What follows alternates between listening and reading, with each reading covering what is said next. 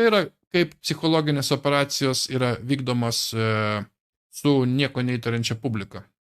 Mes pastebime, kad esminė logika dažniausiai sukelia nerimą ir baimę. Ir visiški melai magiškai transformuojasi į tiesas. Paklusimas psichologinės operacijos taisyklėms įvyksta, kai žmonės tiki, kad jų baimės yra sušvelninamos jų taip vadinamų šeimininkų. Na, jie mus išgelbės. Čia mums duos vakcinų, čia mums pagydys, čia mums duos universalių bazinių pajamų, suprantat? Pastoviai. Paklusimas šitam hegeliniam naratyvui įvykti gali tik tada, kai žmonės tiki, kad istorija duodama jiems yra tiesa, nežiūrinti tai, kokia ta kabutėse tiesa galimai būtų beprotiška. Buvęs agurkėlio fabriko direktorius paaiškino tai nuostabiai.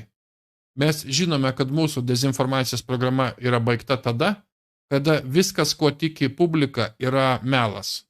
Tai pasakė CŽV direktorius Williamas J. Casey 1981 metais. Kada Laukinės gamtos fondas pasaulio buvo įkurtas, Čarlzas tebuvo paauglys ir galimai net nežinojo apie savo tėvuko ambicijų nenormalumą. Propagandos organizacijai reikėjo veido, kuris veiktų kaip sergėtojas, iki kol Transilvanijos princas bus pasiruošęs perimti valdžias. Tas žmogus buvo Morisas Frederikas Strongas. Kaip mes jau prezentavome, Morisas žinomas yra kaip aplinkosauginio judėjimo tėvas. 1960 metais Bernardas ir Filipas instaliavo jį į patarėjų valdybą pasaulio laukinės gamtos fonde. Jam buvo suteikta panaši pozicija Juliano Huxley UNESCO.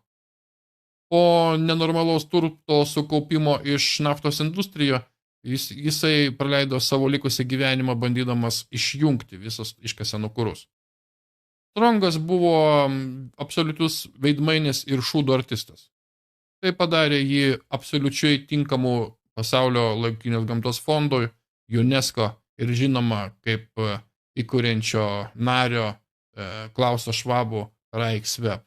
Mylėjai, jūs dar iki šiol stebitės, kodėl šitiek šūdų artistų ir idiotų yra valdžioje sustatyta. Tiesioginio to žodžio prasme kvailių. Todėl, kad jie yra patogus. Galų gale Moriso klastotės, tai yra, klastojimo veikla, jį pasivijo ir jis buvo priverstas pabėgti iš vakarų. Kada jisai pabėgo, jisai rado prieglobstį Kinijos komunistų partijoje. Kinija nebuvo užsienio šalis Morisų, dėl to, kad jisai lankėsi pas savo maoistinę tetulę Anna Louise Strong ir galų gale buvo susitikęs ir su pačiu Mao Zedunu. Iki kol jisai išvyko į Kiniją, Morisas Strongas turėjo perduoti taip vadinamą karūną aplinkosaugininkio judėjimo savo esamam įpėdiniui. Čarlzas dabar buvo pakankamai subrendęs priimti šitą milžinišką atsakomybę.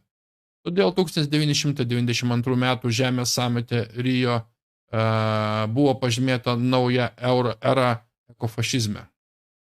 Su virš 30 metų propagandos ir psichologinių operacijų gyvendinimu iki jo atvykimo, Čarlzas buvo pasiruošęs pasukti pasaulį į Transilvanijos ekosferą. Čarlzas buvo dabar žinomas kaip laukinis Karpatas ir buvo laikas deindustrializuoti vakarus.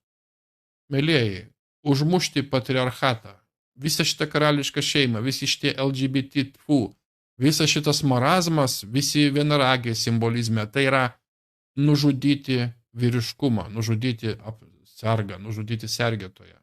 Tai yra jų, tai yra ateina iš jų. Transilvanijos princas, didžiojo perkrovimo karalius ir laukinis Karpatas. Čarlzas yra žmogus, kuris pakvietė didžiajam perkrovimui 2020 metų birželį.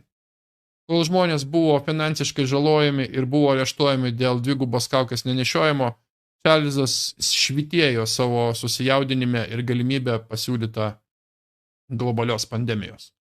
Klausas Švabas ir princas Čarlzas kodėlgi reikia didžiojo perkrovimo, pasiklausykite podcasto 20 metų birželio 4 diena. Šitie 2 tarakonai net švyti iš susijaudinimo. Jo didenybė princas iš Velso ir Klausas Švabas sausį Davose.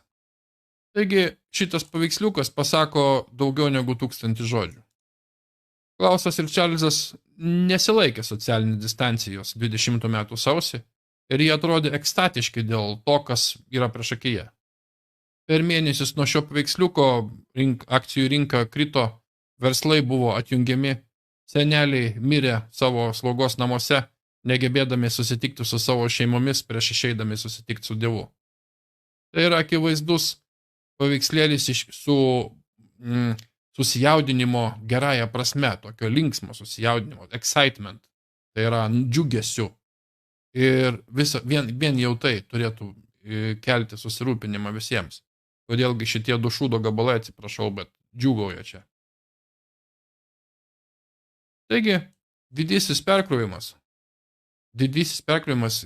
perkrovimo iniciatyva yra ekonominio atsigavimo planas iškeltas Pasaulio ekonomikos forumo atsakant į COVID-19 pandemiją.